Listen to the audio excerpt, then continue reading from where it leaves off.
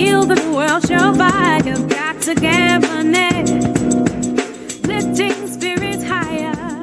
Every Thank you again for coming today. It's Saturday. It's the QHSC September general meetings, and our focus today is only schedules. I'm going to give you just a little feedback for an update for previous activities, but today we're just focusing on the schedule, so at least you know what you'll be doing when you get there and things that you'll be assigned to.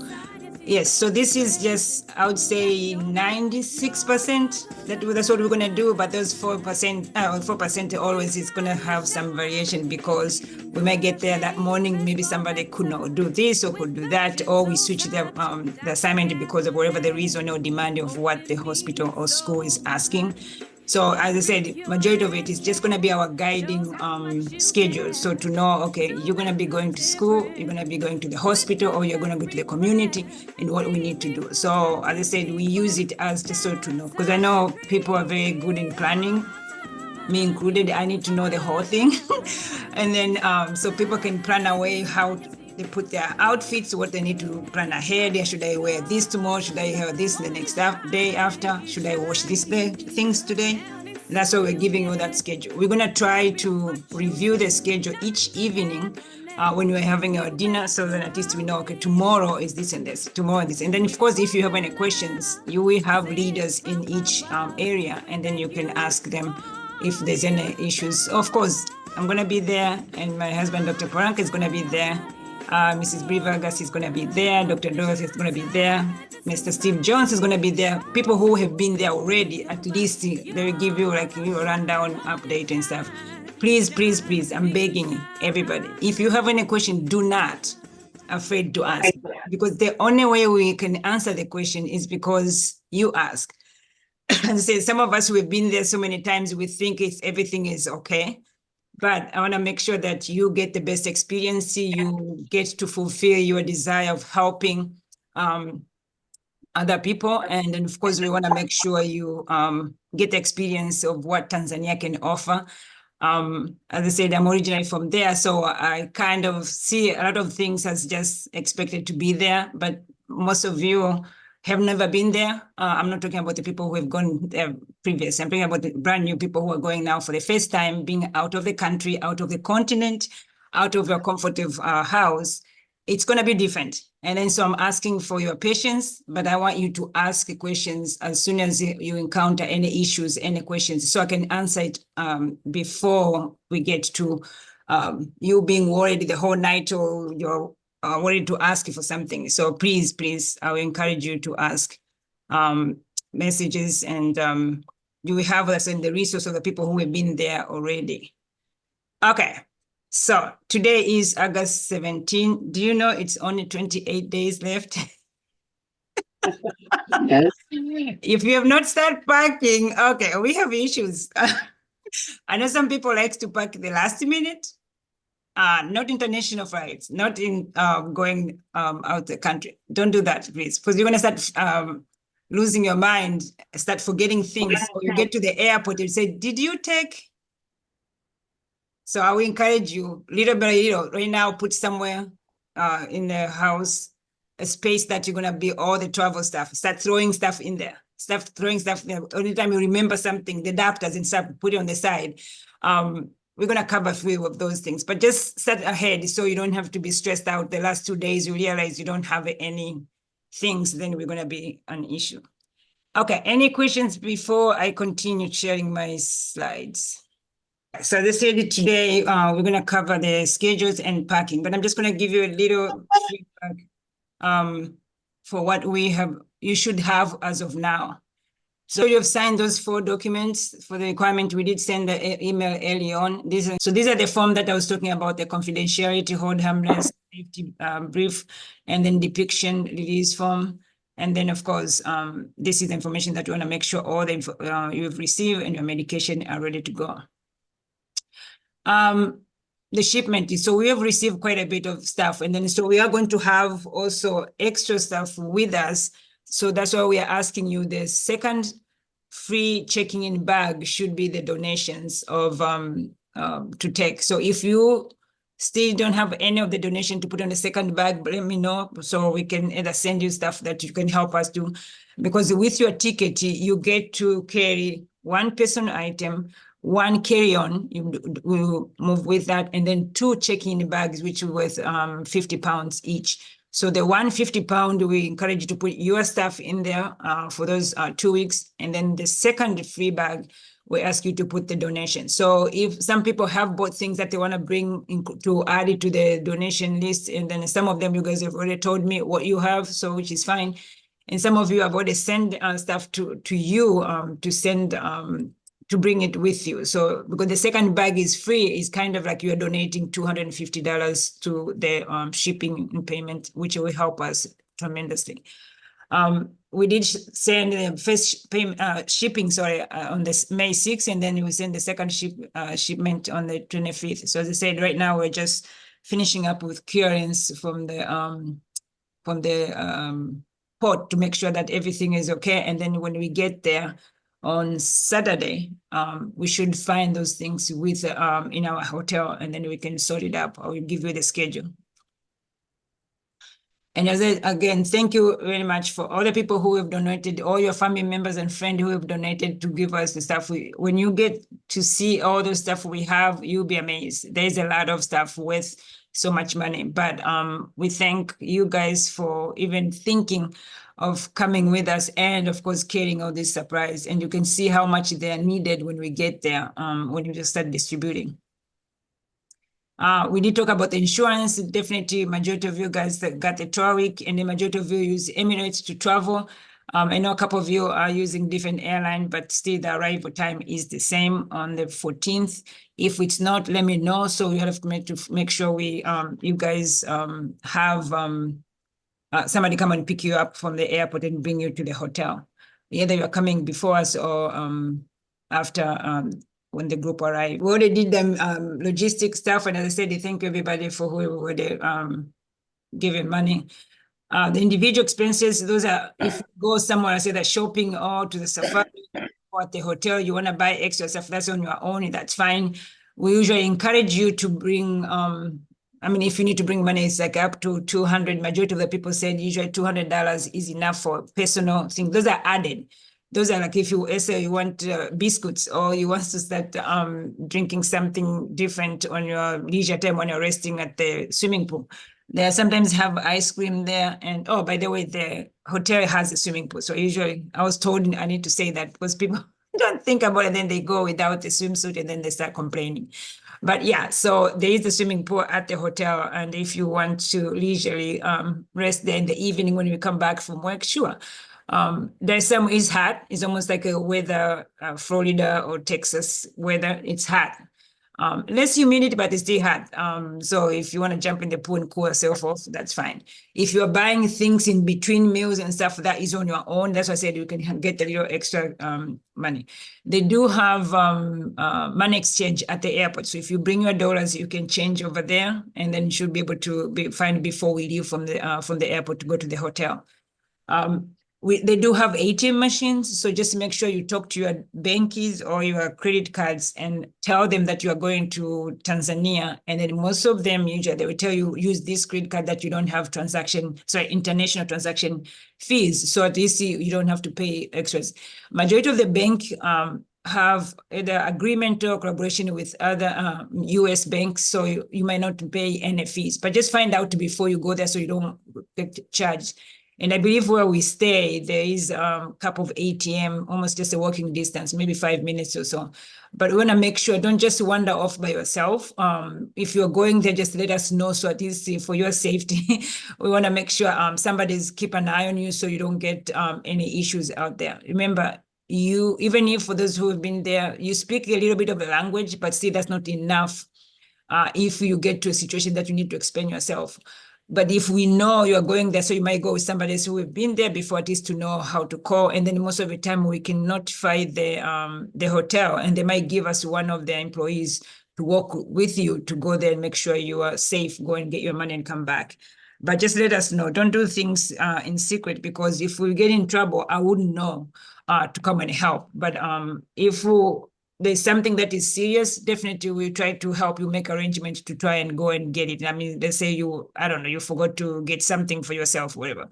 Let us know so we can have at least one of the employees to come to go with you, or help us to know where you should go, because they know which areas, which shops or stores are safer. So then we can make sure you get what you need safely.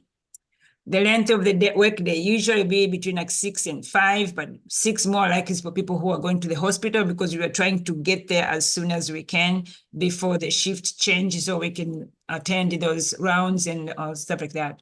The people from school more likely be going there between 7 and 8, and then so you can get to the school. Luckily, the second hospital and the school are very close to the hotel, so let's say you're supposed to be there at 8, so maybe you might leave even that 7:30 or 7:45, because it's very close right there. One of the hospital that we go the first week is far away, so the people who are going over there, it might be a while. And I was hoping that everybody's gonna go there to the other hospital, so we can all see the first hospital and take pictures as a group. And then the people who are going to school, then they will be driven to the school, and then by then it will be close to 8 o'clock when you get to see the school.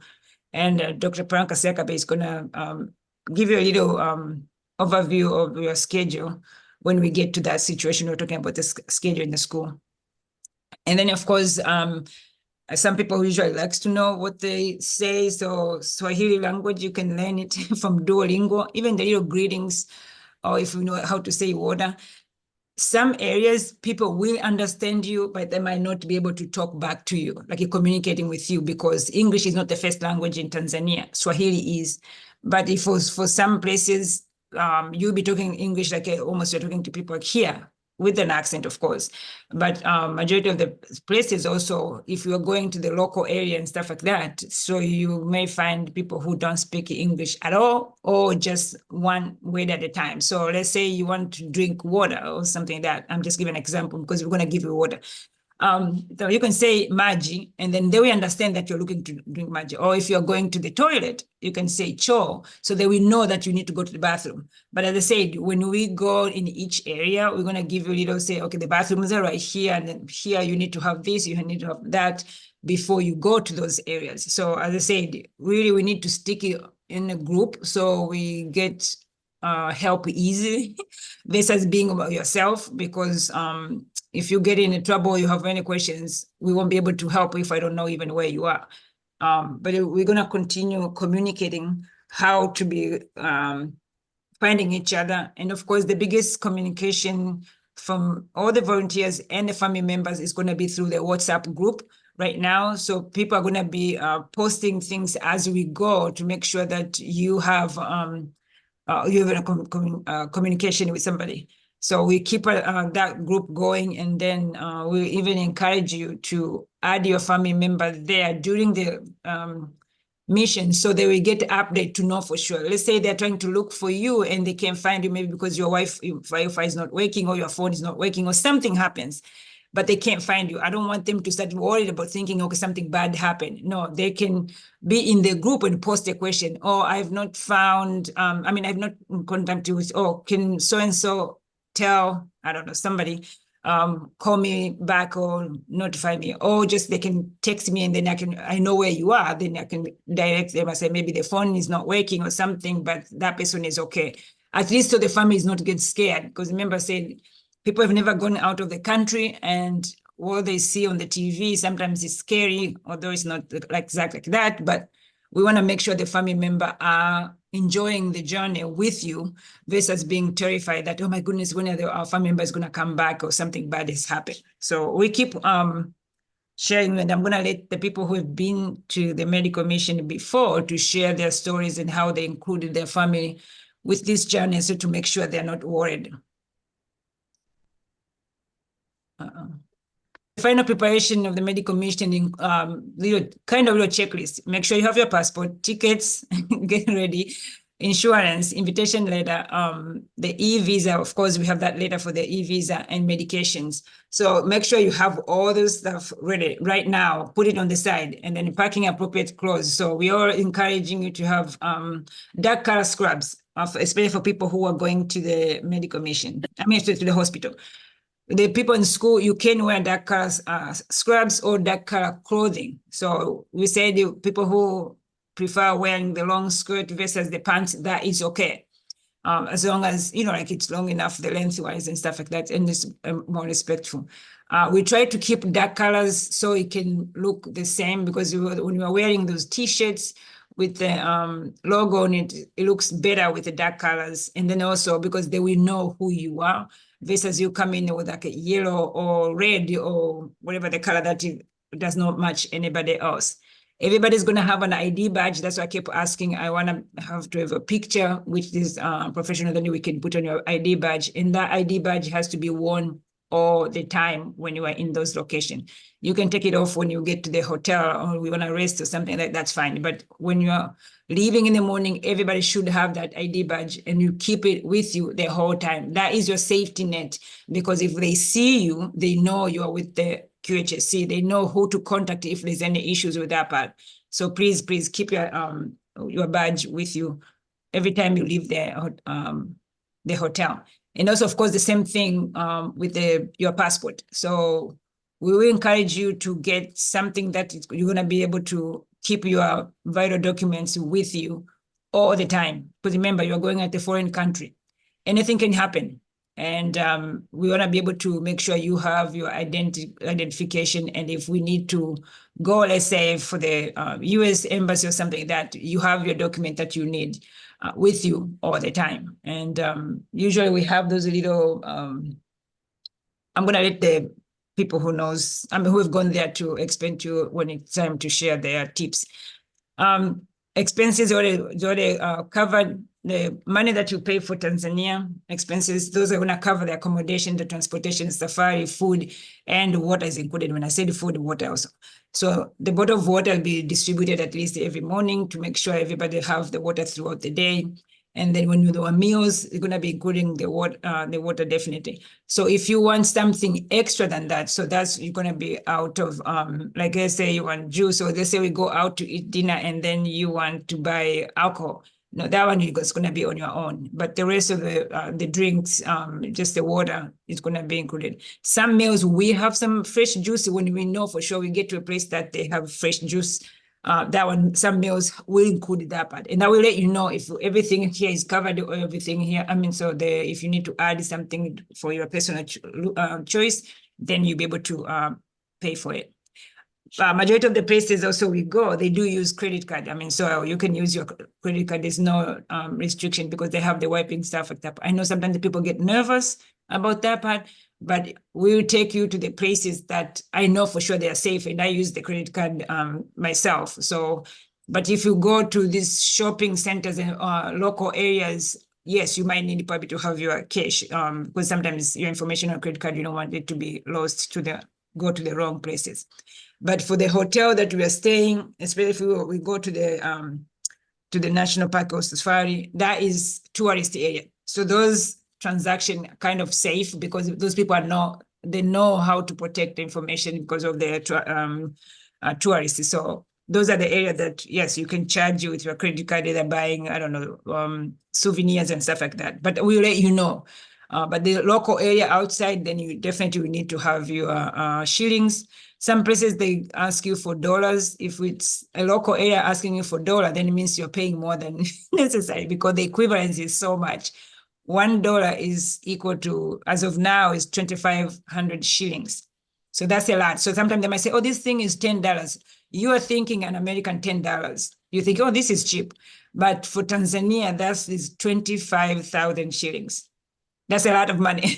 So you have to be careful when you are using the dollar. You might say, oh, this is $2. I'm like, oh, this is too cheap. No, just make the equivalence of how many shillings, and then you might see that it's a lot of money. But when we're doing, as I said, we're doing shopping and stuff, asking people who are local because they know the prices. And of course, if people who are selling stuff, they will see you and they will know you're a foreigner. So they know you have dollars. And so they might hijack the price, like hype to try and make money out of you. But most of the time, once they start seeing that you're aware of it, then they will back down. The electricity, the devices, definitely the electricity is different. So please be careful. That's why we encourage you to get the adapter. And then, of course, don't plug your computer, your iPad straight to the wall. Don't do that because you're going to burn and mess up your iPad phone or the cell phone. So always plug it in with your adapter. And then if you have charge banks or something like that, those ones you can charge at night, and because in the hotel they have electricity, charge at night, and then during the day you can use your power bank and stuff like that. And of course, like I said, we all know each other, so maybe one person have the power bank and then they can borrow. Sure, we share that, and then at night, in the evening, you can go back and charge it. Some places might have the charger, the electricity in the plugs, but the electricity is so low, like so, what's the word? It's not as strong like here in the United States. If you can charge your phone for 30 minutes or something, over there it might take longer because the electricity is not as strong as here. So if you're charging, it might, as I said, it might not fill up your phone quickly. And that's why I said we encourage you to get those power bank, which if you charge at night, at least you have maybe 3-4 hours of charging your phone.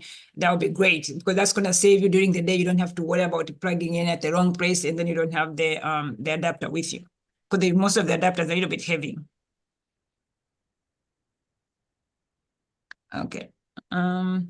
And then skin protectant, please make sure you get something to protect your skin. As I said, it's hot and it's sunny, and you're going to be more likely getting out of the building, walk from one building to the next. For schools, the kids are outside, you're going to walk outside. So definitely make sure you have your skin protectant or the sunscreen lotion. And then, of course, in the evening, you might be outside. We are doing things as a group. So you definitely mosquito repellent because you want to make sure you protect your skin so you don't get bitten. And that's why we're taking those anti-malaria medication to protect you from the malaria because we don't want you to get sick. And then, of course, over-the-counter medication, something like the Tylenol or Motrin, like Pepto-Bismol, definitely. Some people want Colace, which is up to you. Anything that you can get the little small things in your bag, please do that. We do have a number of doctors there to help us if we have any questions so they can help us. But that's just for, like support, not necessarily that they're going to start treating you over there. However, we have some resources with us, so they can ask. If there need be, we do have doctors over there too, and to help us if we need to, or need something specific that is recommended. But so just have those things ready on now. Don't wait until the last minute. And then, of course, any questions or concern, definitely you can send information to the info, drgabone@qhsc@gmail.com. If you have any document that you need to send it to me, please send those documents in that link. So then I have all the documents in one place, and then you'll be able to retrieve if necessary. Okay, so are we ready to meet the volunteers who are going to Tanzania? Okay, so one of the things that the requirement they've met is their visas have been approved. Yay! So we are definitely ready, and make sure you send me those copies of those visas so we know we at least finish that before we get there. Definitely medication. Ask your doctors, all those medication are CDC approved, so we make sure that they're over the counter is your responsibility. Whatever you usually take here with those small things, Sudafed or something like that, that's fine. Just take them with you, and even carry on. You should be fine for those over-the-counter medication because you're going to have maybe like one bottle of something, smaller ones. So that's okay for individuals. If you have a prescription, please carry it with you. Take a picture of it or take a copy of it. Bring them with you just in case if they have any questions. We want to make sure you have that prescription with you to verify. And then so they can follow it up. Or if they have any question, they'll be able to call the doctor and ask what that medication is. So I don't want you to leave your prescription back home and then say, okay, I couldn't travel with it. And then when you need it, we don't have it. So please let us know if you have any questions. I know a couple of you have asked me about that, but I'm going to respond to your message after the meeting. But yes, so if you have a prescription, please take it with you. And especially if it's like a liquid or something, that definitely, because we know in the plane, they're not going to agree with more than 4 ounces. to take it with you in the plane. But if you have a prescription for it and you can be covered, sure. Or if medication can be, talk to the pharmacy if they can put on a small bottle so you have like less than 4 ounces each on that bottle, sure. Then we don't have to worry about carrying it with you through the airport security. Okay, so the programs are definitely nutrition is still there, hydration is still there, sports in magnet, yes, vision and hearing screening, definitely, hand washing, dental hygiene, yes, the sanitary pad, yes. On the hospital side, help baby breathe, thermoregulation, yes, postpartum hemorrhage or prevention for postpartum hemorrhage, yes. ICU and anesthesia, that's where Dr. Media Akimbi is going to help us with the medication over there. They have a lot of usual questions. I did request the information from them, but they have not responded to me yet. But just in case, if we don't get anything else, you can bring all your resources you have, and then you can share with them and discuss with them as much as you can. For Dr. Media Kimbi, I'm gonna connect you with Dr. Gwen, because she worked with the ICU and anesthesia last time, and she's continue working with them now. So then if there's any issue medication-wise, then you guys can communicate together. Probably after this meeting today, I'm gonna try to include, or if Dr. Gwen is here, then at the end of the meeting, we can stay back and discuss those things. But it's just for the information and consultation. The same thing for Kira Hospital, for the emergency room, crash card and stuff like that. Last year, they didn't have as much stuff in there. And Dr. Sambichaka did help us to help them, to set up and organize with Bree Vargas there. But I'm going to need your help also with them this year, just to try and help them all those emergency medication, what should be on the crash card, if you're aware of it, and then what needs to be included in those areas. So we're going to try to help them try to set up their crash card or whatever the emergency box they have, what medication should go in there. So that's something like that. I know some of the medication have they might use some of the different medication, but in the same thing that is in their formulary. So you can help us with that just by guiding them what they should have, what could have, and if they are able to find it while we are there, then we can help them to set up all those crash cards. So our goal is to try and see if we can help the ICU people to have the crash card ready, and then emergency room for Kilwa, and the same thing, emergency room for Mwananyamala, and then also for the emergency responses. So just like a code blue or whatever, if they have, what they have there, and then you can share with them what should be included in there, as long as it's on their formulary, then you can have.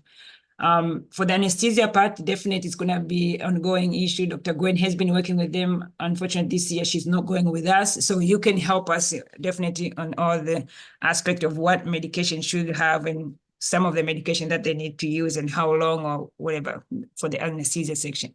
So we'll keep you busy, we promise. And then for compression and ventilation, definitely this is the big thing for school and the hospitals. And of course, people have been distributed around that to accommodate that. We don't have a bigger group for trainees this time, but still we're going to be able to make it more efficient. So anybody who is going is going to be involved one way or another. Either you're going to help us with the registration, or you're going to help us with organizing people going through, or you're going to help us handing out the information about compression and ventilation, and also help us being like a supplemental person to help, like if somebody practicing compression, because that is just the timely and frequency and what they need to do.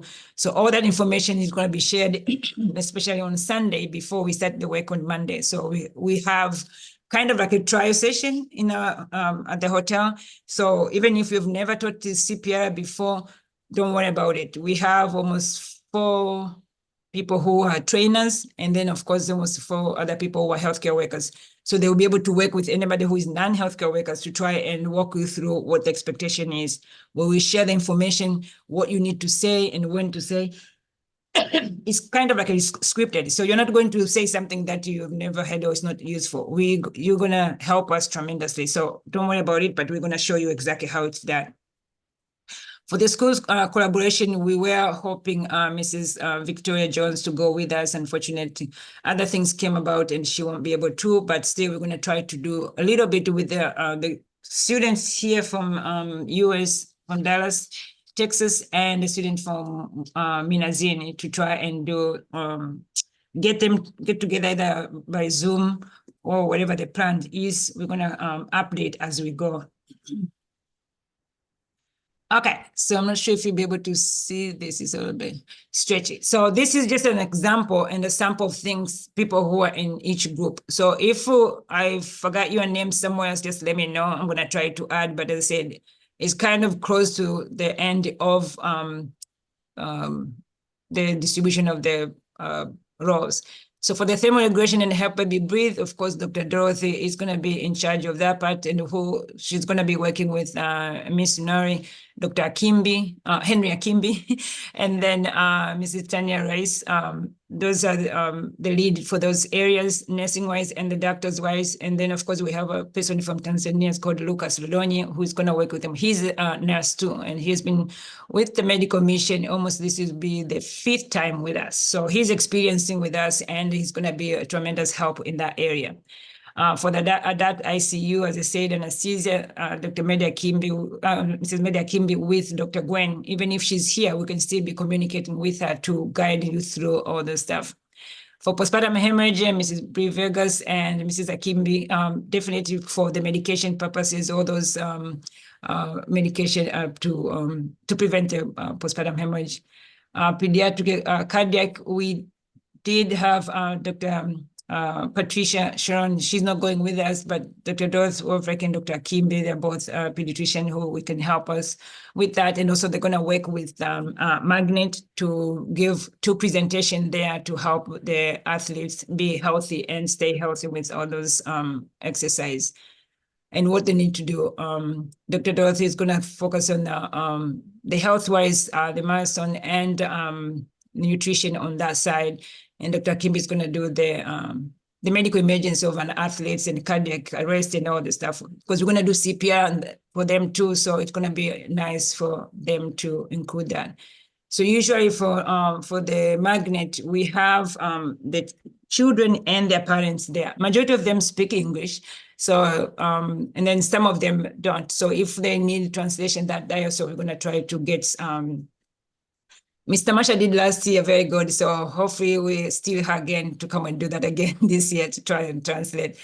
The CPR first aiding skills, yes, Mrs. Brie Vegas is running that area, and then of course Audrey, Mrs. Akimbi, definitely, and then Dr. Dina Komakoma. So Dr. Dina Komakoma is from Tanzania, so which she's going to be helping us in that area. So for the sanitary pad, Ms. Veronica Johnson, Tamasha, Mrs. Audrey, Miss Audrey and Dr. Dorothy Wolfreck is in that area. So we're going to tell you which day we're going to be doing that part, because it's going to be a kind of a focus. So the rest of the people can be added to the group. It depends on how many rooms they give us. Either if we split the room, so we might need more people. But while they're doing this sanitary pad, we might be doing something else. And that's why I leave this other volunteers for other things. You see it when we do the schedule. Because it's only 2 weeks and 4 days each week, so things are compact. And so we leave the other 3 days, so at least we can get a little break. Nutrition and hydration, Dr. Pranka Siakabe and the team from school, they know that Leah Philip is always there as an interpreter, and then Veronica Johnson is there. So as I said, we're going to add more people for the school once we finish up the schedule for school. So I left it there to start with. As I said, by the time we have the next meeting in September, it's going to be finalized. By then we know all the schedule, all the numbers, and to see how many people we have in Tanzania to help us to make sure that every area has an interpreter with it. So the CPR and first aid athlete, yes, Mrs. B. Vegas and Dr. Komakoma there, they should be able to help that part. And as I said, we're going to add more people as we finish all the distribution of people, sports. Dr. Paranka and Mr. Steve Jones, they know what to do. I don't have to explain that. They've been doing that for a while now. The visual acuity and reading glasses, we do have one of the optometrists, Eric Raphael. there, and Mr. Steve Jones knows how to run that program very well. So we're going to ask you to help Mr. Eric Raphael for what we need to do, and we're going to try to meet with him on Sunday before we start on Monday, because there's more stuff we need to do. And then Dr. Dina Komakoma might help with that, but because she has the glasses now from what we was left over from last year. So, and then whatever we donated today, this trip, we're going to be able to give it to you guys and be able to figure it out. But there's more details to come, and Rukia Brown is going to be there with them and helping. For the school collaboration, we know Mrs. Victoria Jones is going to continue. Then once we have an update, we'll let you guys know. School supplies, that distribution part. So Dr. Siakabe and Veronica and Rosie are going to be in charge of that part, because we have close to 900 children and their staff. So there's a specific process to distribute. Mr. Steve Jones is going to be there, but I took him off there and put him on the visual, because it's going to be kind of a little different from what we did last time. And you see it when we're doing the schedule. So you see, but more likely if we guys are done with what you are assigned to, you can go and jump in and help, because as I said, there's so many kids in the school. We're going to ask the volunteers to be flexible. When you finish your task, let's say we are asked to go and teach nutrition and find out that your class is done, but then people are doing vision, they're swamped with all the parents who come to for vision screening. Please go jump in and go and help. As I said, we're going to be able to work as a team as much as we can to help each other. Yes, speaking of the nutrition and dental hygiene and hand washing, Ms. Charlotte Williams and Rukia Brown is going to be there.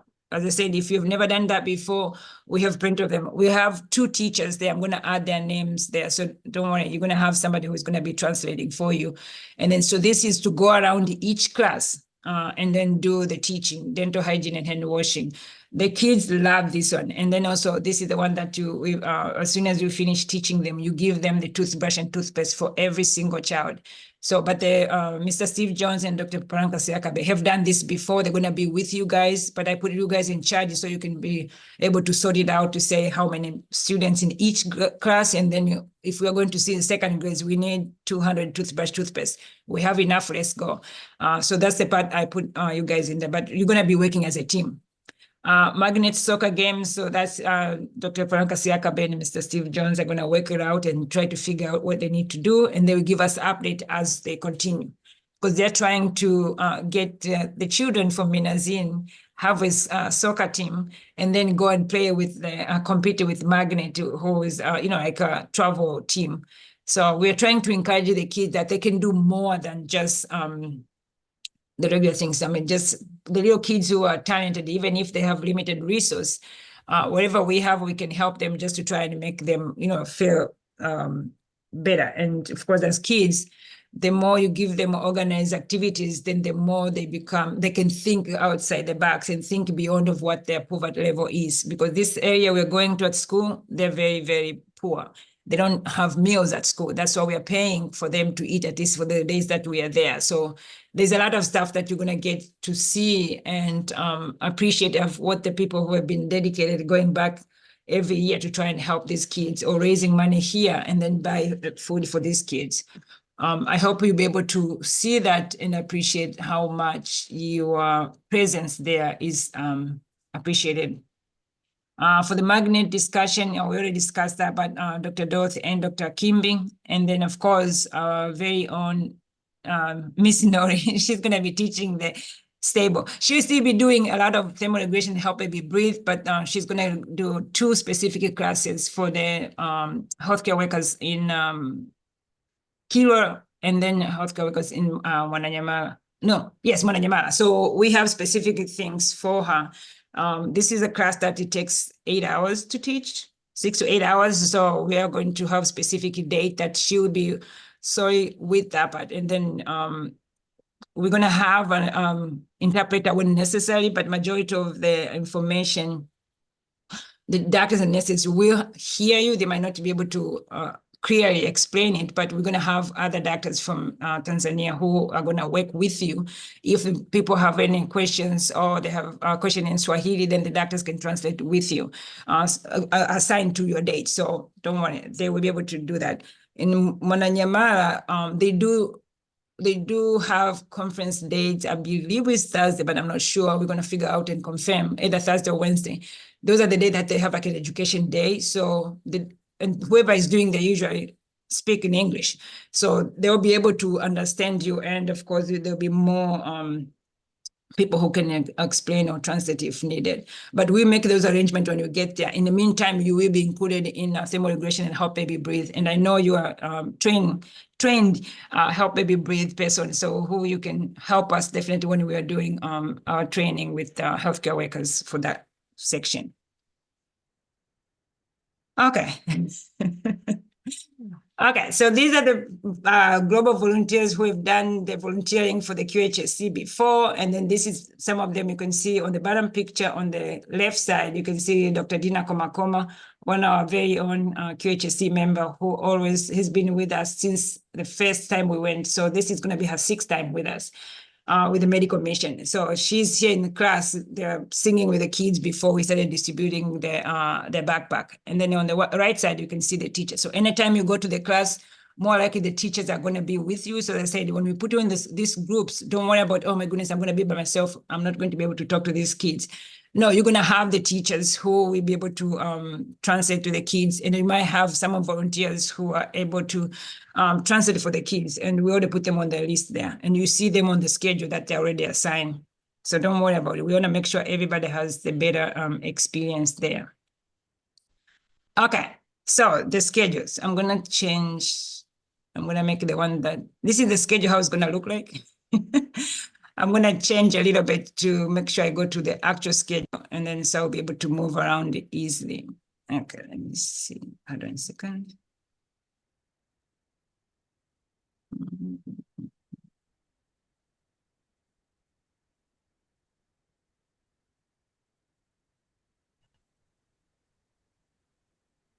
You get a chance, you can co-host me too.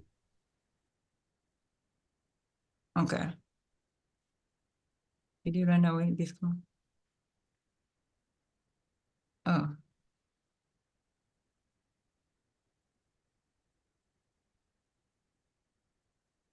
Okay, hold on a second. Let me find you.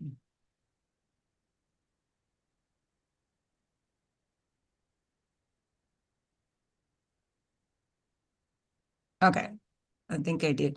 Okay, so let me, before I go to the schedule, let me do one more thing. So before I start reading the list, the names and the dates and the activities that they're going to be involved with, let's just meet the volunteer. And we thank very much for the volunteers who are going to be there.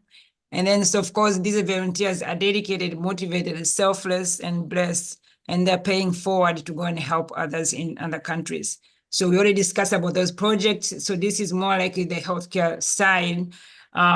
There is Dr. Dorothy right there. And then, of course, we thank her. This is going to be her 2nd time to come and join us for the medical mission. Thank you, Dr. Dorothy. Dr. Henry Akimbi, that will be his 1st time to come and see us. So we can't wait to see you working with us in Tanzania. And there's a lot of stuff that you are going to do, although you don't know yet. We're going to put you to work. We have Mrs. Brie Vargas. She's been, this is going to be her 3rd, right? 3rd or 4th? 3rd. Brie? 3rd. Okay. Mm-hmm. See, it looks like we have been there too many times. But she's in charge of the CPR training and stuff in hospital and the school. And then she did work with Dr. Msambi Chaka about the emergencies, postpartum hemorrhage for those 3 hospitals and other things that we ask her to do. Miss Audrey is going to be there this time, mostly in the hospital, and a couple of days that we're going to try to let her go to the school so she can go and meet the school people when we're doing their sanitary and projects there.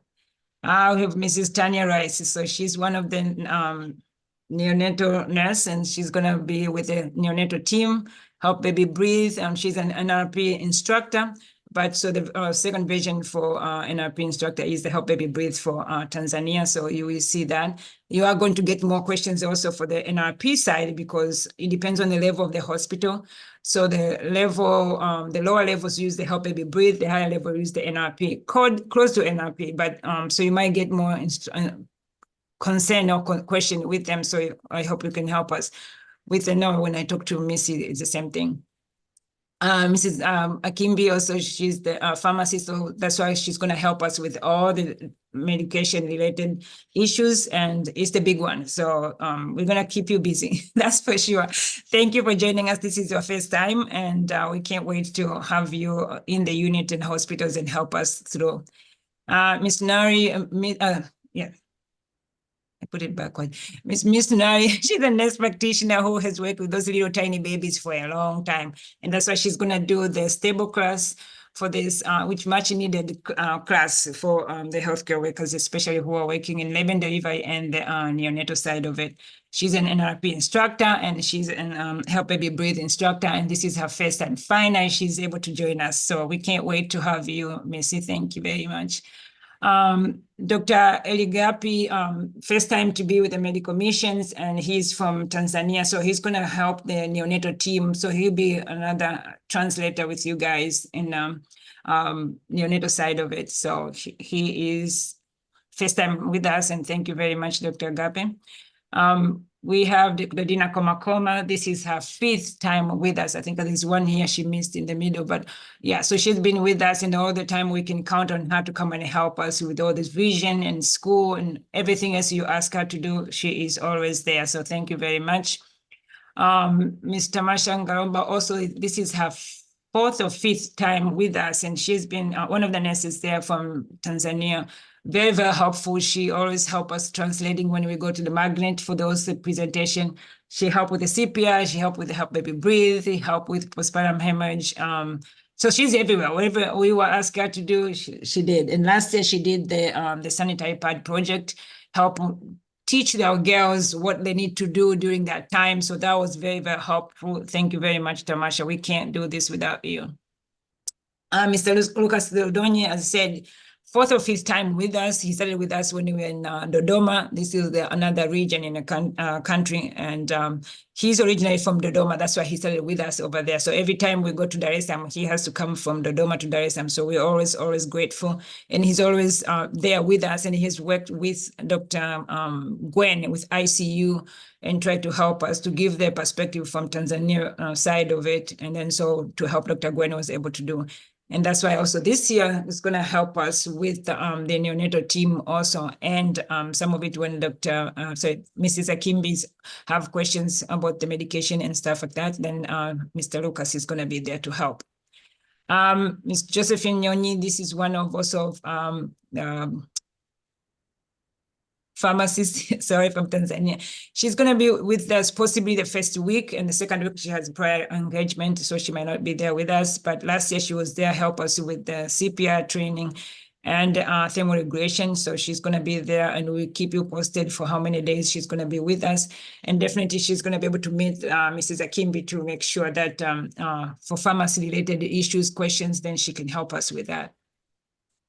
Miss Mary Stanslaus, this is her first time with us, and she's a nurse from Bukoba, and she travels all over the country to do her nursing things. So she'll be able to come and help us, and she's going to be paired with different groups. I think one of them is postpartum hemorrhage also, and neonatal some of the days. So we swap them around to make sure you guys get the somebody who is working from Tanzania to be able to do the translation and give you the background of what is happening as you continue do the consultation. And so that's the side of the healthcare side. And then so we thank you for the people who are going to do for the schools. And we know for the schools, the visual acuity, so sports, nutrition, and of course the compression. We're going to try to do a little bit with the school this year to try and start easing or introducing, identification of the emergencies and how the children should be able to address those things.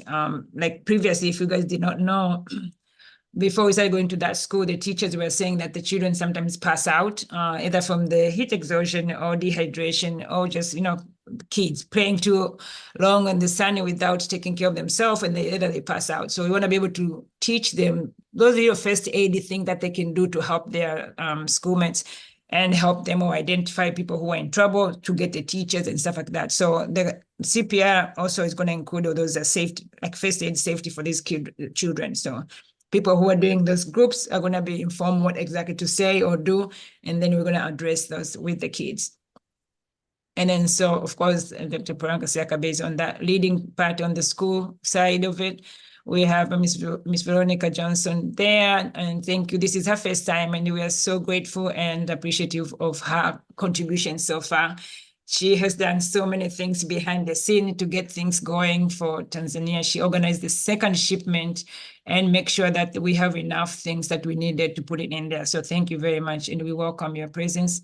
Mr. Steve Jones goes without saying, for the school, he has been the logistic person to try and figure out the vision screening or the parents' vision screening, and of course, whatever is going on to school in the sports. So they've worked hand in hand with Dr. Paranka Siakabe. So we are grateful, both of you, for being the leading people in school, because most of the time I don't get to go there all the time. So once in a while I go maybe once or twice, but I leave that project on the good hands for both of them. So thank you, Mr. Steve Jones, for all you do over there. Ms. Rukia Brown, thank you. This is your first time. We can't wait to have you there with playing with your kids and help us with the nutrition and all those vision screening and stuff. Wherever we put you, I'm sure you're going to help us tremendously. So thank you for being here. And then, of course, Ms. Rosalind Jones, again, it's your first time to be there today. So thank you again for volunteering. And those kids are very lucky to have you guys over there to go and help them with the hand washing, dental hygiene, and the vision, definitely in the sports. And of course, with Miss Leah, she has been with the QHSC. She's from Tanzania. She's been with the QHSC now, I think the third or fourth year. And we appreciate her help. And she does help with nutrition, like when you guys are doing the training. So she usually help with the translation for the kids, so the kids knows what it is. She knows that program. She did even help last year with going shopping for food for the kids that they'll be able to eat all those vegetables that you guys are teaching them. So thank you very much. And she also helped with people going shopping on the last Friday before we come back. So we're going to ask her again to help us to be available for people who wants to go shopping. Then you can have somebody from there going with you guys. Mr. Kelvin Msavange, so he's one of the people who help us sometimes with the logistic of transportation and stuff. And also he's going to volunteer. That's the second week, because the first week he has prior engagement. So for the school people, you're going to see him the second week, Monday and Tuesday, and he's going to help us with the vision and organizing stuff from the school standpoint. You will see him there. Ms. Charlotte, thank you very much for volunteering. This is your first time, and we cannot wait to see you hang out with the kids and help them with the nutrition, vision screening, and the other logistic. I think you're going to also help with the sanitary pads. So, as I said, a lot of stuff, there's some part that people are going to be added to projects, especially if we need more people in that situation. So definitely there's a moving part in the school there. So thank you. We cannot wait to have you at school there.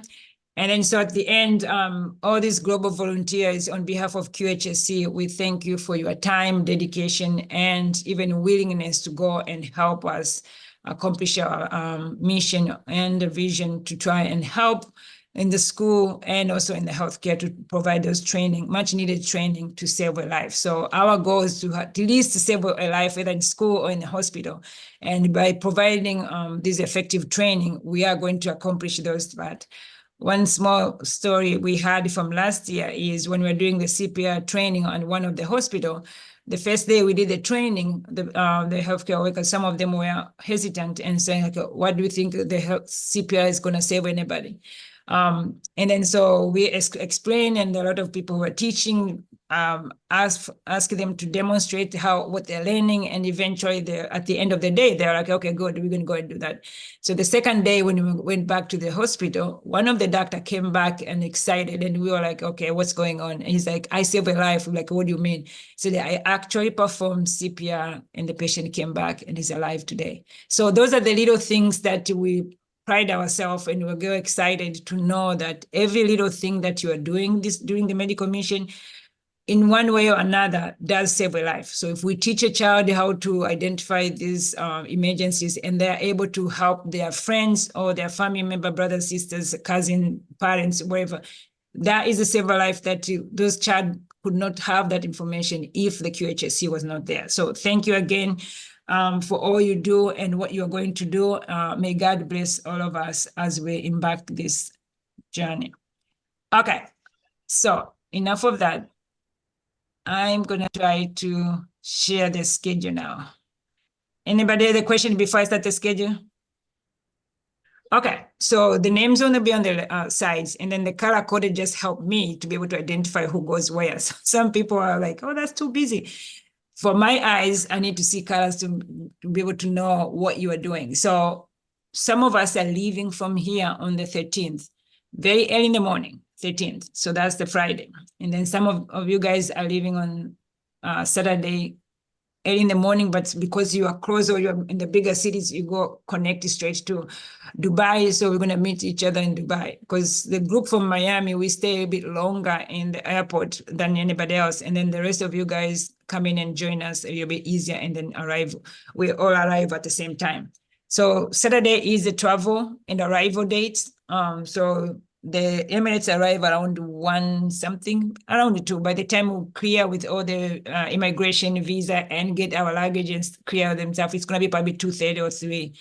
By then, remember, that's the Tanzanian time. That's 7 hours ahead. So more likely people from US are going to be behind, maybe that's waking up in the morning on Saturday morning while we're arriving. So I said, the group chat is going to be busy because people are going to be posting up information. We encourage you, yes, to post information, but just be aware of your personal information, pictures with a volunteer. That's fine. I don't have any problem with that part.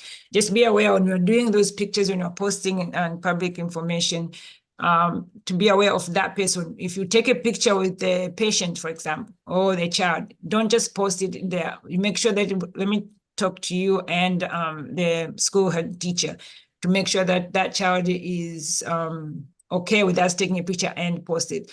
If it's supposed to because of the need for fundraising, great, just let us know. So just in case if somebody's asking, do you have permission, then I am aware of that you posted.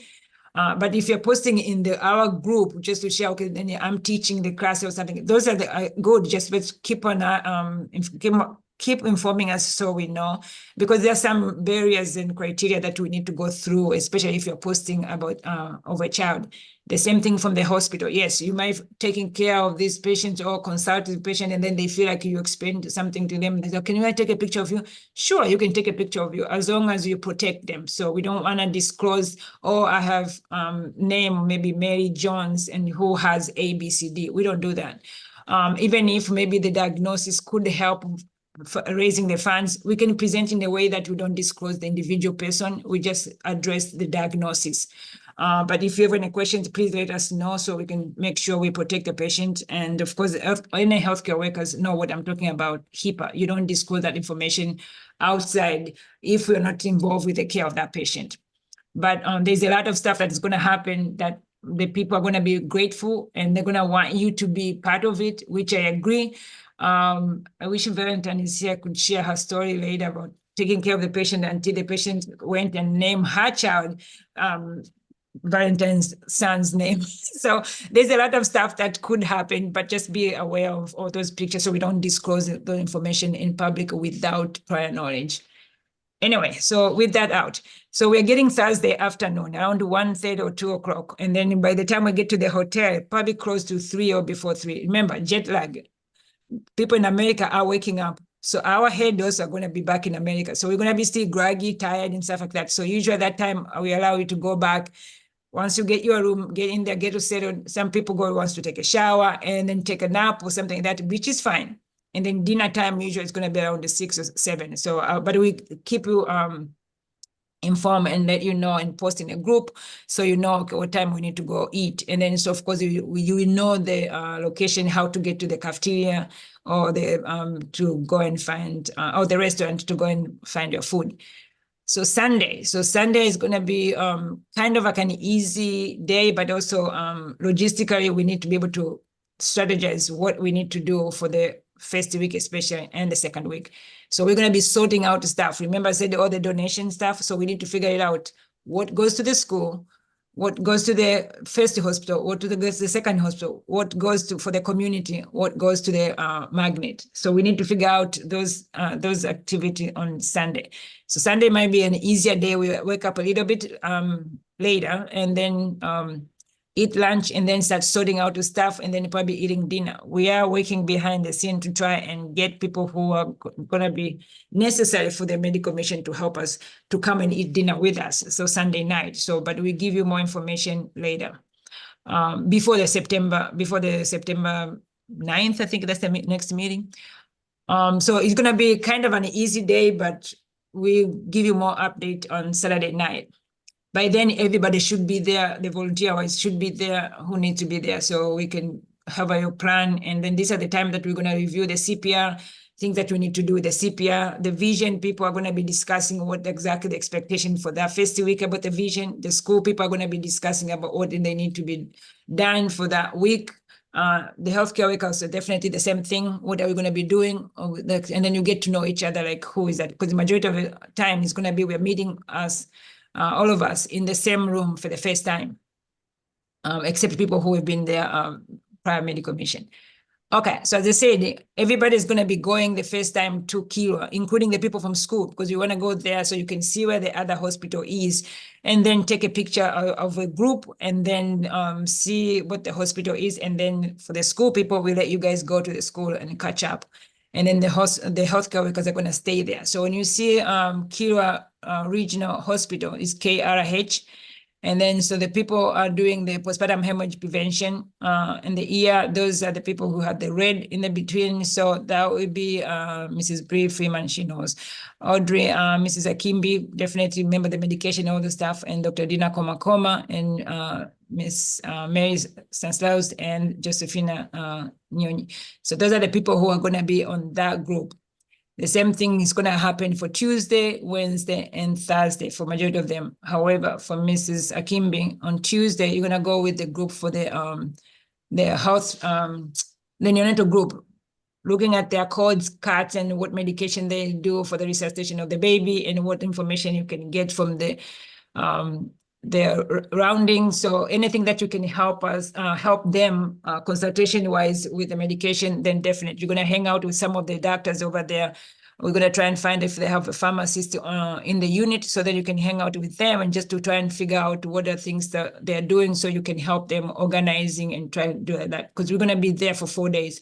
So if there's something that you find out on Tuesday that they may need or could have, we can advise them. And then when you go back on Wednesday, you go back again to the postpartum hemorrhage group, and then you go back also on Thursday, you should go back to the neonatal. If, remember, it's fluid for you, you'll be able just to move back and forth. If you feel like maybe the person who for the postpartum hemorrhage is not there now in the morning, is there in the afternoon, that's fine. We can swap and go back there. But as I said, you're going to be right there with us, and we're going to discuss. Same thing for just Josephina Nyoni. The same thing, we're going to flip back and forth to make sure they have support of the pharmacy throughout the day.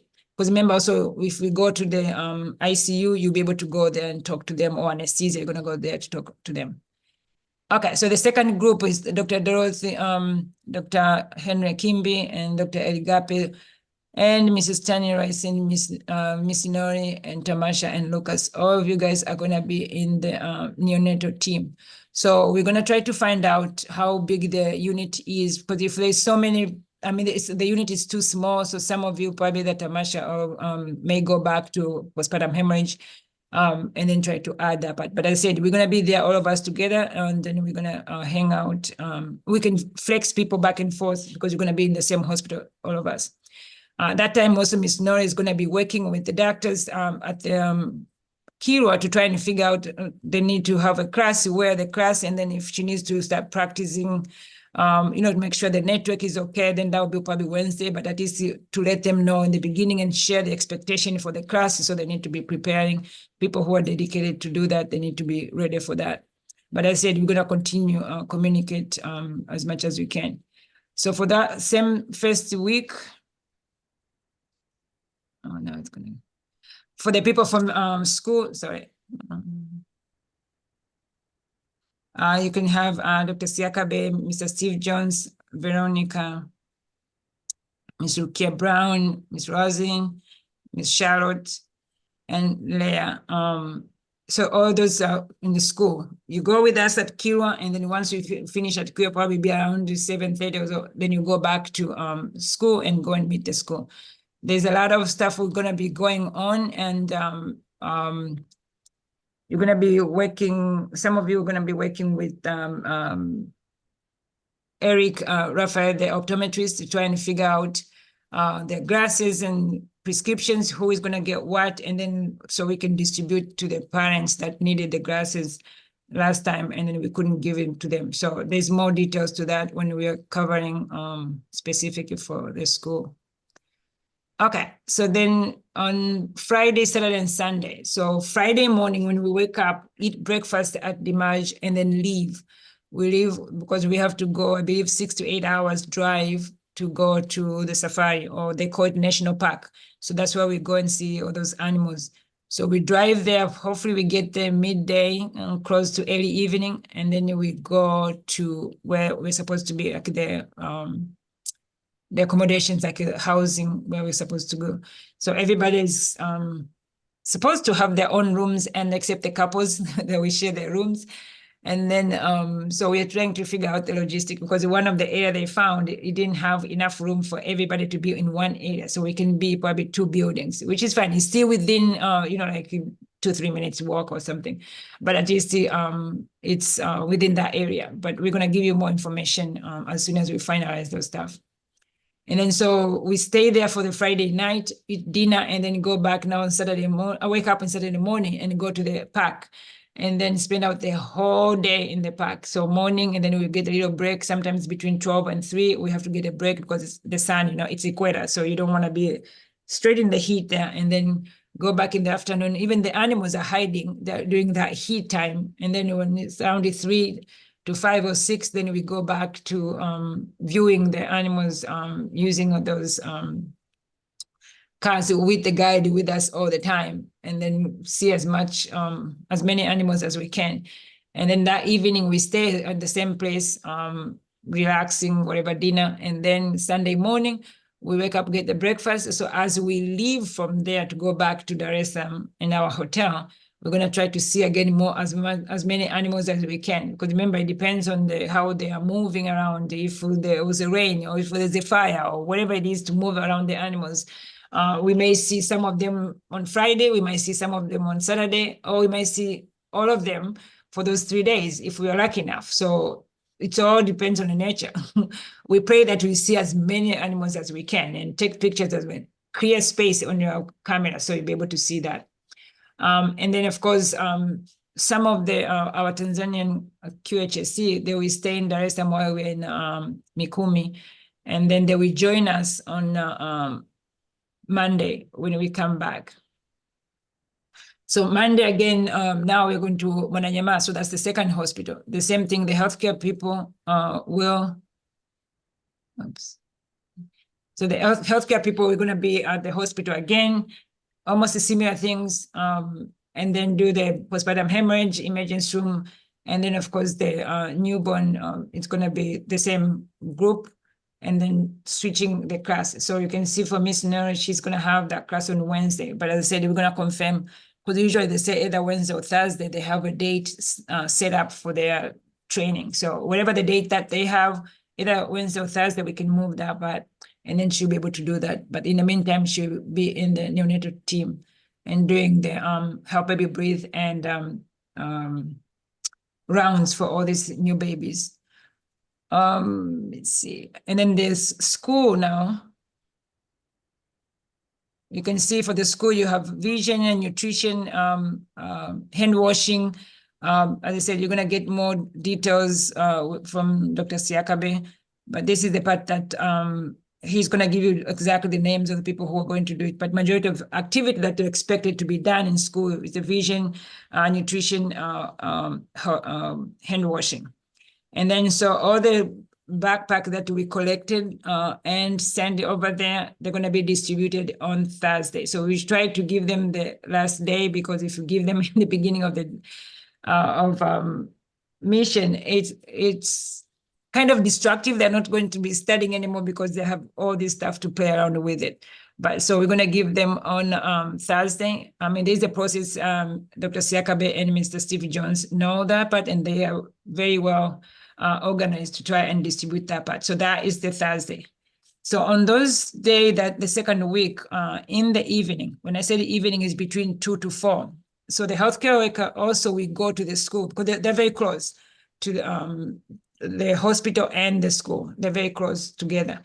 So the healthcare workers, some of them definitely go and help with the CPR for adults. We were trying to teach some of the teachers there. I think last time I checked, there was like 33 staff there. So we want to make sure they know how to do it. And then so we separate the adults and the children. So that Monday, some of the healthcare workers will be, and some of them might still stay at the hospital to continue doing whatever they need to do. Because if there's a need, we don't want to pull you away from those things, especially like last time we had the Dr. Msambichaka's group, they had to stay back because they were doing rounds with the pediatric unit, which they needed a lot of help with consultation. So we had to let them stay there for another 2-3 hours while we went to the school. But I said the school is very close to the hospital.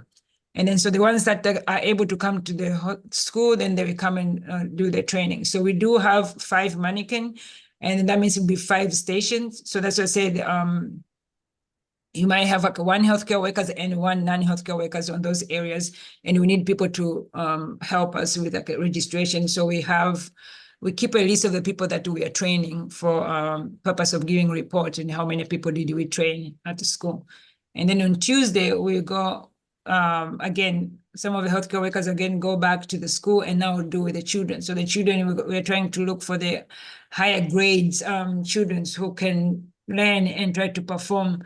But we might get more people because the teachers are wanting more students to know what the emergencies and stuff. So it all depends on, especially after the conversation of the first week, to know what exactly can we do, how many people can be done, and how many kids can we do. Because remember, the school usually ends at 2, and we're keeping them longer than that. So it depends on how long we can keep them. So remember, usually they don't eat at school, and that's why they leave early. But since we'll be giving them food during those 2 weeks, yes, they might be able to stay a bit longer other than 4. But we try to make sure at 4 o'clock they go back. Because remember, they have to walk back to their home, and we don't want to keep them too long. And then the children start working at night. That's not safe. On Wednesday, in the evening, after 2 o'clock, so there's couple of events. So more likely we're going to go to the magnet.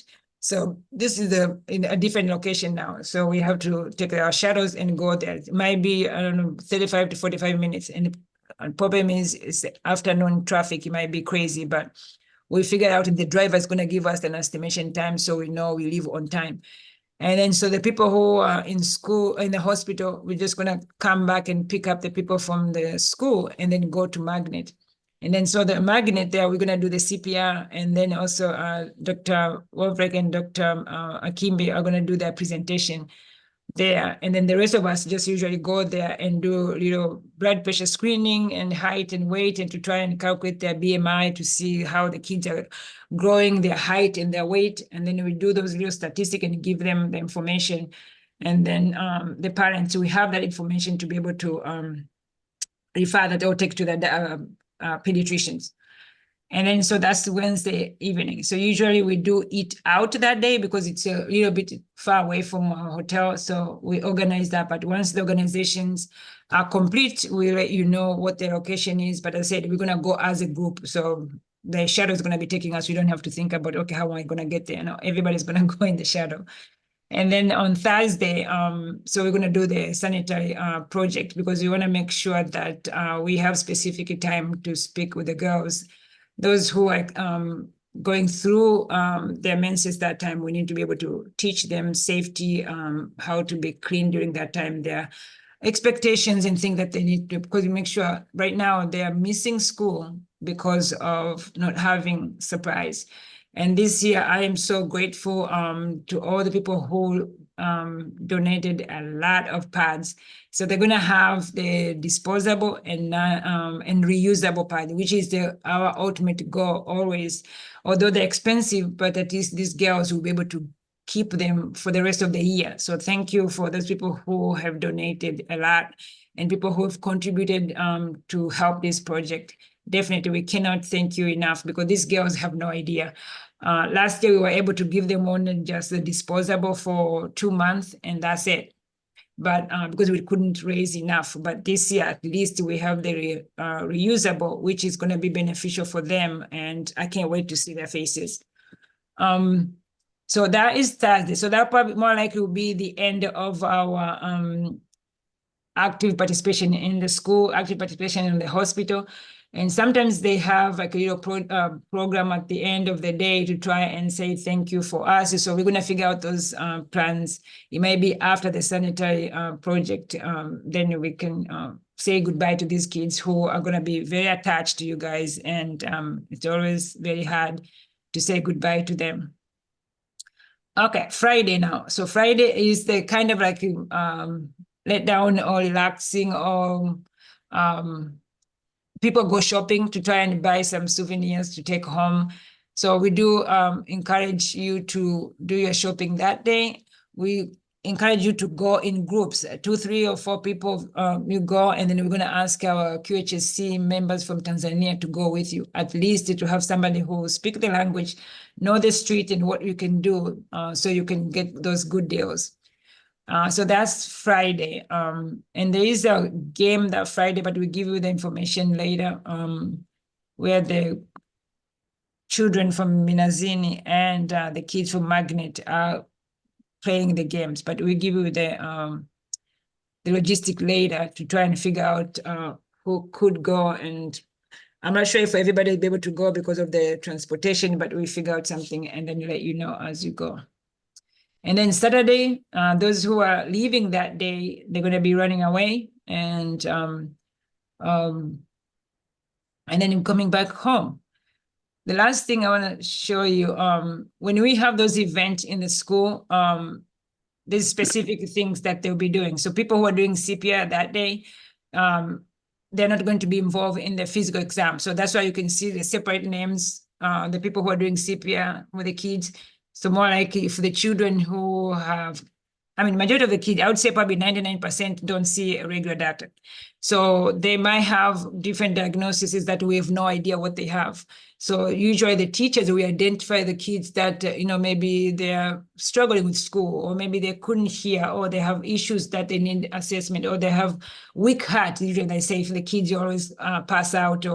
So those are the time that we're going to ask our doctors and the nurses and nurse practitioners to come and help us and evaluate these children and try to provide some guidance. If the children needs to go maybe for a specific test or something like that, then usually we notify the parents, and the teachers are going to be there with us. So when one activity is going on, other things are also going on. So people who are doing the sanitary project cannot do the physical exam because it's happening at the same time. And as I said, when we get to the day, like I said, tomorrow we're going to school and do these activities. So we're going to say, this group are going to be here, so you will know for sure which areas you're going to be there to do and assigned to. So there's no confusion. And that's why I'm saying just be flexible when we are assigning you things to do, is because we want to make sure we become efficient and address the need for those children. You can see the day that we're doing the CPR and stuff, because sometimes we might have more kids doing CPR, so they might do CPR and some people, other people are doing the sanitary project. But as I said, we're gonna give you more details like the night before, so you know for sure. But in reality, you're going to know if you're going to school or you're going to the hospital. And if you're going to the hospital, which hospital are you going? And if you're going to the, you're doing community vision screening, which group are you in? And then you can follow that part. It becomes a little bit easier when we're doing day by day, but I just went through the whole, but there's some little tweaking here and there, but this is just like a template of what we can do. Any questions? I'm going to stop sharing my screen so I can see people. Any questions before I come off the sharing button? No. People who have gone to the medical mission, can you please share your understanding, or how did you prepare, or things that you need to do before we leave so people can start getting ready? Well, yes, as someone who may procrastinate sometimes, I would say just make sure you're putting your stuff to the side. If you have your bags, start packing them, just throwing stuff in there, getting ready. Don't forget your chargers, your converters. If you hopefully you bought the adapters and everything like that already. So just little by little, just start getting it together. So that way, if you haven't packed yet, when you do have that big packing session, a lot of that stuff will be in there already, and you'll be less likely to forget something. Everybody should have their medications and stuff like that by now. If not, just make sure you do, because it's going to come a lot faster. Yeah, we're leaving in less than a month. What do you say, 28 days now? Yes, So 28 days. let's just Yeah. start getting it together. Yes, that's it. Thank you. See, my t-shirt came the other day.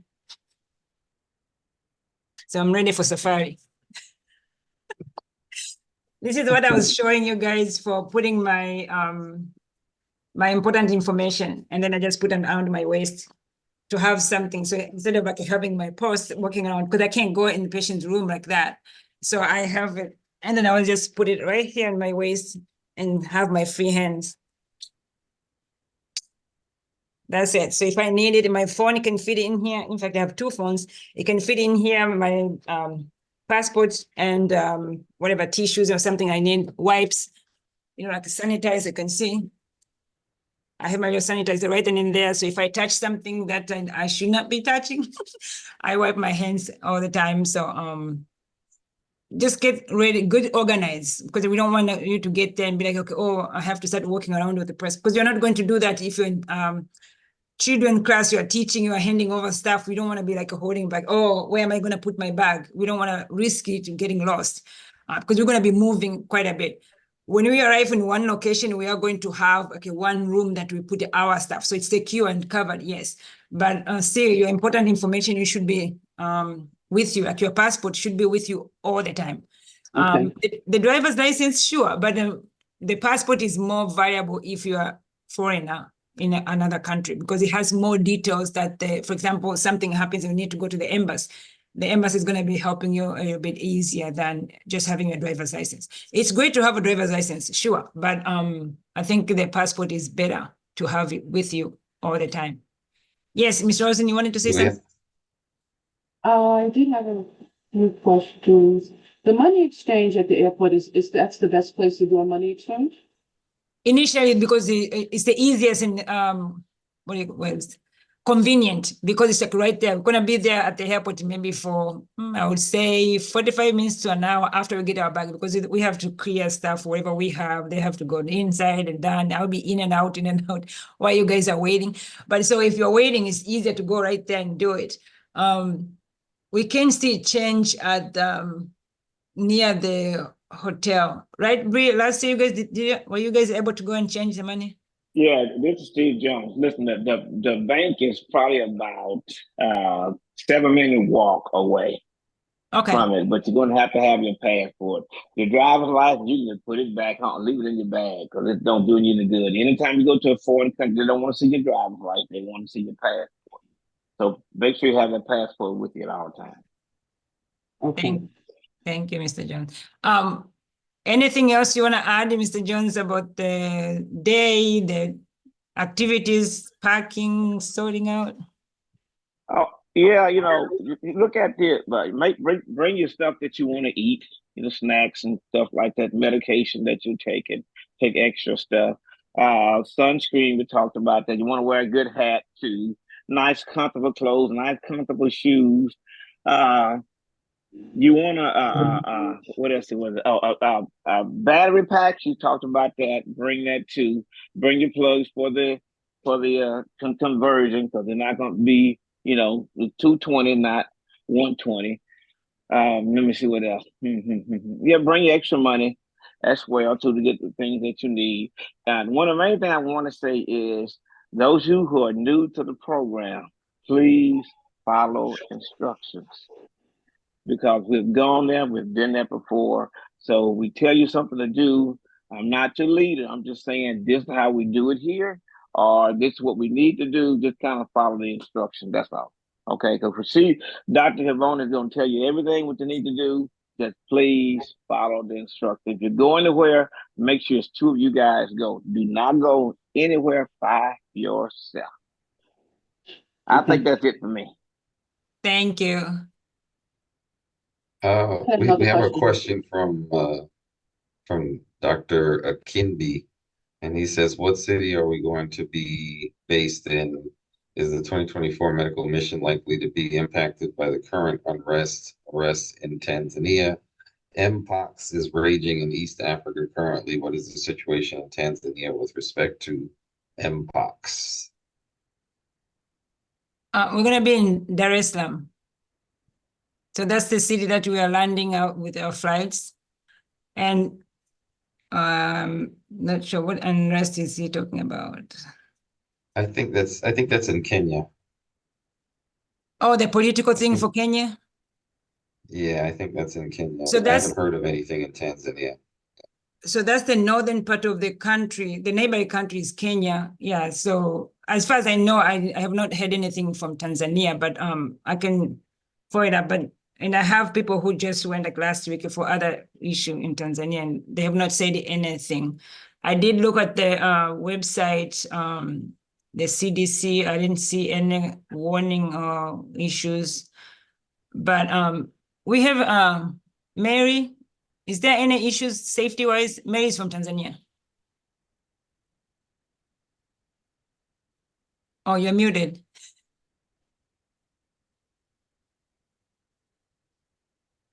No, wanauliza kama kuna tatizo lolote Tanzania ni kwenye safety kama inachotokea saizi Kenya. Kuna tatizo lolote huko? We have peace. We have peace. Okay. Tuna amani. Okay, yeah, nothing in Tanzania, but she knows, yeah. So, but we keep an eye on it, but I know Kenya is the political issues it's going on, but has nothing to do with Tanzania, as far as I know.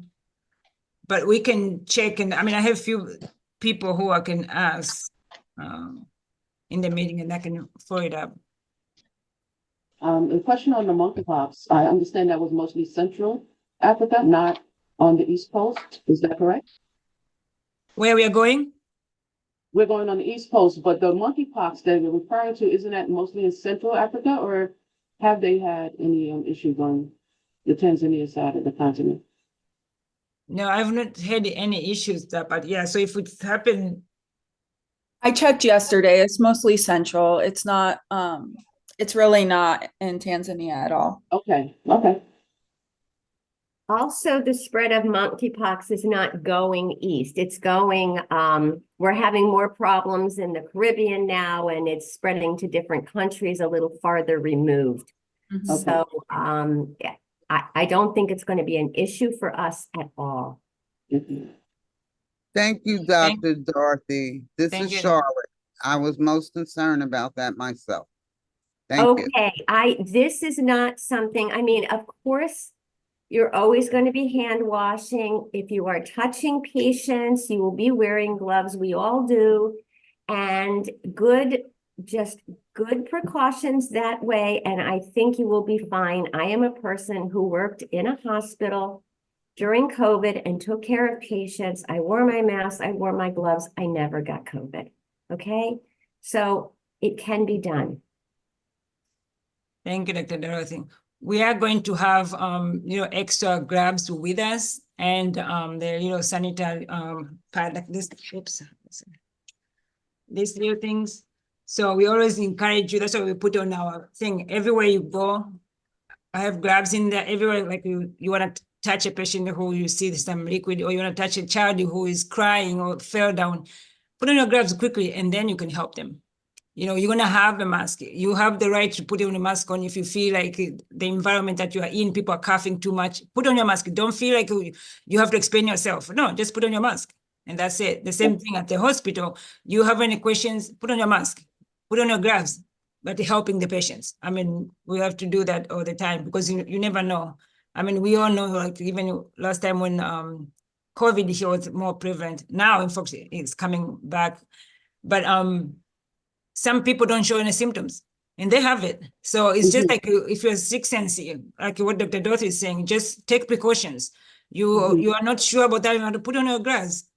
You think that people are coughing too much, put it, I mean, for me, for example, if I travel even if on the plane now, my mask is always like a right hand. Because if I sit somewhere where somebody's coughing, I'm just gonna put my own on and just stay off and then have my little thing with me, wiping my hands and stuff like that. Because you never know. Some people don't have any symptoms, but they still have it.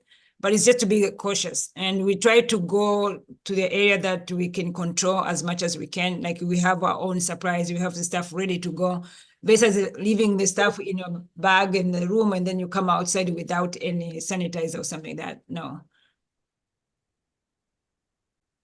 I had two more questions. One, what are the ages of the children in the schools? I believe it's from 6 years old up to 16. Okay.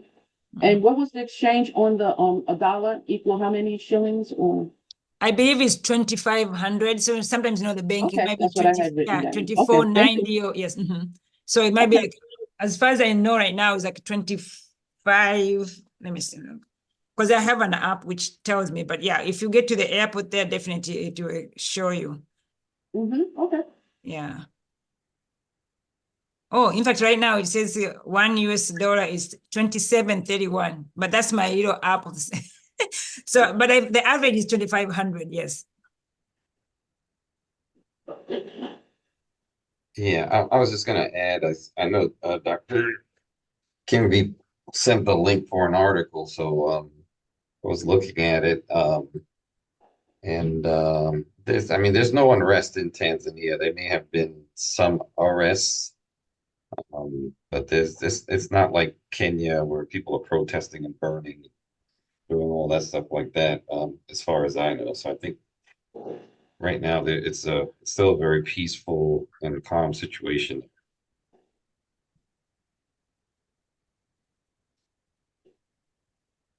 Oh, now I see the chat.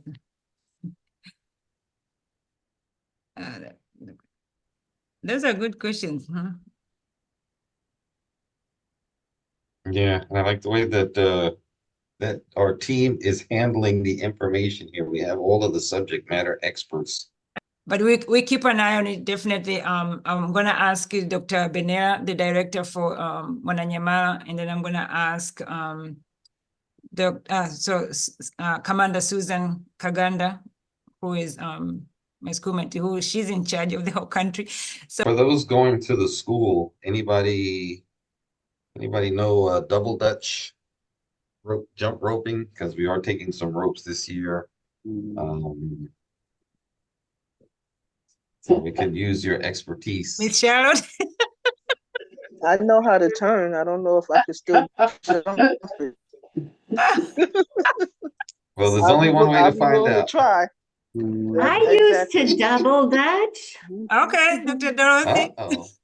Boy, that was years ago. I don't know if I can move that fast anymore. That's what I'm Well, we can go single rope too. Go single rope. Yeah, but that double Dutch is great. These kids, they will be fabulous because they will be so good. If you know, Dr. Dorothy, we'll let you go there for now and then come back to work at the hospital. Well, I'll come back and be just in make the sure you have your hospital. sneakers on. And then also, I know I think Veronica said and Steve said that they would be willing to speak for career day. It may not necessarily be a day. We'll see how it works out. But where we have volunteers go into the classroom and speak to the students about their lives, their career, and how they became successful. Remember, these are students who haven't even finished middle school yet. So we're just trying to get them to focus on careers and moving through life with a little more, setting good goals and stuff like that. Maybe getting advice from some of our volunteers and stuff like that. So I know Veronica and Steve said that they would do it. I'll do it. Trying to get Dr. Gaboni to do it, but I know she's really, really busy. But anybody else, especially who's going to be at the school, if you're willing to speak to some of the classes there, please just let me know. When are you doing that? The first week or second week? I believe I think I moved it to the first week, I think. If you do the schedule in first front week, of me you right won't, now, but if you do the first week, you won't get any of the healthcare workers because the hospital is so far away from the school. They won't be able to come. I know. But what we could do is, like I said, we may just have, like, instead of doing it one day, if we get a few people to do it on some days here and there, Okay. then we may just do it that way. And then maybe for the next mission, then we'll try to organize a specific day or something like that. No, that's okay. I mean, I think when we do the second week, because we are like right there next to each other, so almost like 5-8 minutes, right, Bree? Remember last time we went to the hospital and then we went to the school. It was very close. So then the healthcare worker, then they can come and talk to whatever the classes you want them to hear a story, whatever, for a few minutes. I think that is possible. It can even be like doing lunchtime, like lunchtime at the hospital. We come to the, and then people come like that 1 hour and then go back to the hospital and work or whatever. Yeah. So, but that can be done even when the first week we were there. So you can organize with the teacher and then give us potential times that we can have maybe 2 or 3 people come and do that and then come back the next day, different people come and talk about it, which is fine for a few minutes. Because it's very close, as I said, we just use Bajaji. So people can have experience of the Bajaji. That's right. As a matter of fact, I still want to go ride some more. And then also, does anybody have any soccer experience? Just asking. If I don't ask, I won't.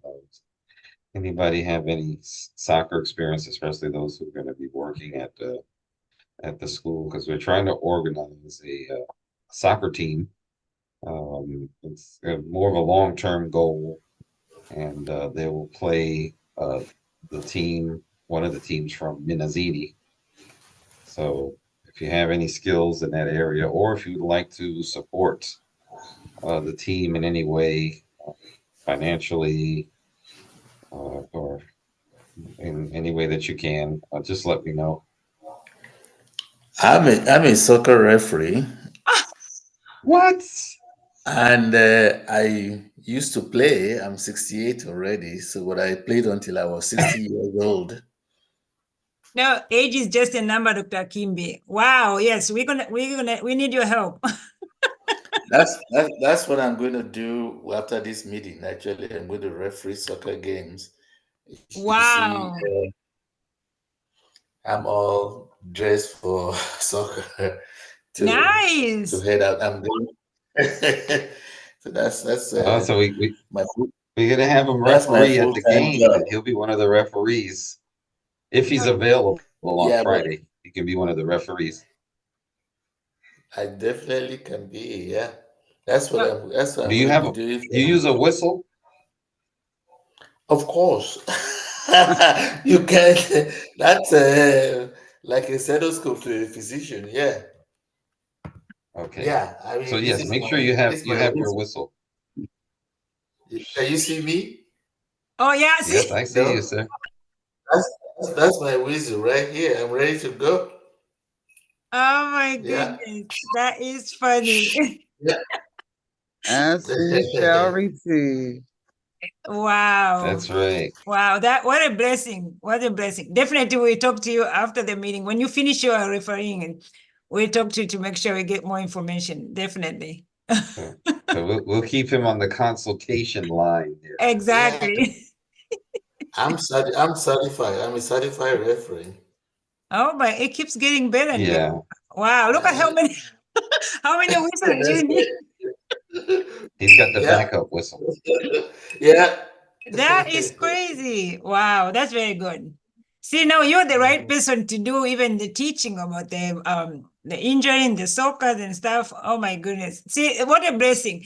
I just pray for somebody to come and do that presentation. I'm like, let me ask you, Dr. Kimbe. Now I chose the right person. Yeah, and then to give a little more background, so the purpose of starting the team is really to kind of give the young men a little something more to do and to focus on. So if, they don't have good grades, if they've been fighting, they don't come to school, then they can't play on the team. So it's to kind of use kind of like a way of trying to set some more standards other than just the teachers saying, you need to go to school, you need to go to school. It shows a way of appreciating students. And then also, it doesn't exist really at that level and then in those schools. So the first game against Minnesini is something that we can do annually, but and I know we don't talk about this a lot, but where we're going, there's close to 900 students, but there's also another school. There's 2 schools there. We don't work with the second school, but then the goal would be eventually to see if we can get the other school to develop a team too. So then now we can start to develop like competition, or sports, at least somewhat local between these 2 teams and Minnesini. And then if we can find another team, then it'll be like the beginning of trying to start a league, which I'm sure Dr. Kimby is familiar with. And this will give the students something to do. It gives them a way of doing events and things like that, stuff like that. So, and then also there's also the possibility of the girls stay in school program too, also expanding to that second school. So we've gotten requests from other people to go to their schools, but we're like, there's no need. The reason why we stay there, or I've been talking with Dr. Gaboni about staying at Minnesini, is because if we want to expand, there's another school right there. They're right next to each other. So they actually share the same soccer field and everything, if you want to call it a soccer field. It's just like a big dirt yard, but that's where they play soccer. So Dr. Kimby, you'll be online for a consultingship, and then we may have to pull you out of the ER. Yeah, I mean, I'll be glad to do that. That's fine. No, definitely. We make it possible for him to come before the game day, so at least he can meet the kids. And I mean, that's his area, so he can even talk to them. He can come for career day too. Oh gosh, yeah. That's what I'm saying. Yeah, we're gonna make a way for him to meet the kids. I remember those evening, afternoon days. Yeah, so if we are coming, then he can come and be able to meet the kids, even have more role than just the physical exams and the training for magnet. But yeah, he can do more with the kids at school. With the and that's going to be great for the magnet. So he's doing one of the presentations for magnet too, right? Yeah. Mm-hmm. Oh, that's perfect. He's a pediatrician. That's his area with the but no, more importantly, he's a footballer. Footballer, yes, that's what they call it. That is a stretch. Okay, no, that's great. Thank you very much, Dr. Kimby. Yes, I know she's asking. Yes, the hotel has air conditioning, yes. And the hotel has a what do you call it? Free Wi-Fi. But we all know, I think Mr. Steve Jones did say in previous meeting that yes, when you have a free Wi-Fi and it's demanding. If there's too many people are using at the same time, you might need to do your phone with one leg up or something to try and get the better signal. But they do publicize that they have a free Wi-Fi and they have an air condition. They should have a net on each bed to protect you with the mosquito. And they do, this is the one that they have a hotel swimming pool. And I know she said some of the people who are staying. So the second part of your question, I mean, I can answer it later, unless you want me to answer it right now. Charlotte? Dr. Gaboni, yes. You don't have to answer it right now. It's not necessary at this moment, but it is a consideration that we were speaking of.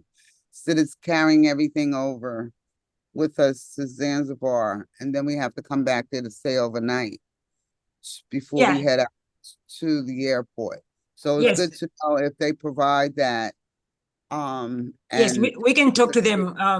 I can talk to them even before we go, so we have a plan B. Yes, but I think it should be okay. But yeah, we can talk to them and then see what they offer and how they can secure those stuff. Yes. Okay, and then if there's a fee. You said for a fee? And if there's a fee to hold our luggage. Oh, yes. That's any, I'm gonna ask them. So as soon as we finish the meeting, I'm gonna ask him and then I will give you his response. Yes. Okay, I appreciate it. Thank you. Sure. Oh, you're welcome.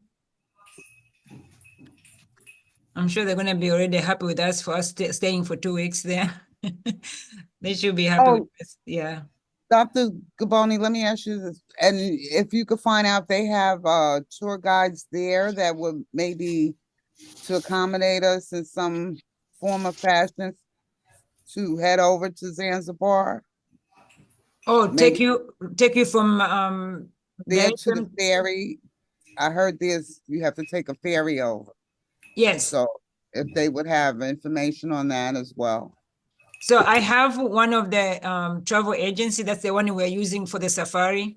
If you want me to ask him and then to communicate with you and then help you to have, the arrangement from wherever you are to the ferry to Zanzibar, then he may be able to do that. Yeah, because he's the one, when we went last year to Zanzibar, he's the one who organized for us and we took the ferry, we flew there and then we took the ferry back or vice versa. So he was able to help us that way. Okay. Oh, great. So if you could get that to us. Yeah, and it's thank you. Yeah, I'm not sure this year how, because the prices are going up on those flights, but I think the last time we went, it wasn't really that expensive. Last time I think it was like how much was it that year? $60, I think. But because we didn't go to the regular one, we went to the what do you call it? Second level or something. It was in between. It was not the expensive one, but it was not luxury, but it was the VIP. And then we didn't want to go with the general. So that I think it was $60 per person. How long? That's a flight to where? I'm sorry? Flight to where? No, the flight. The flight was close to 60, yes. So right from Dar es Salaam to Zanzibar. Oh, okay.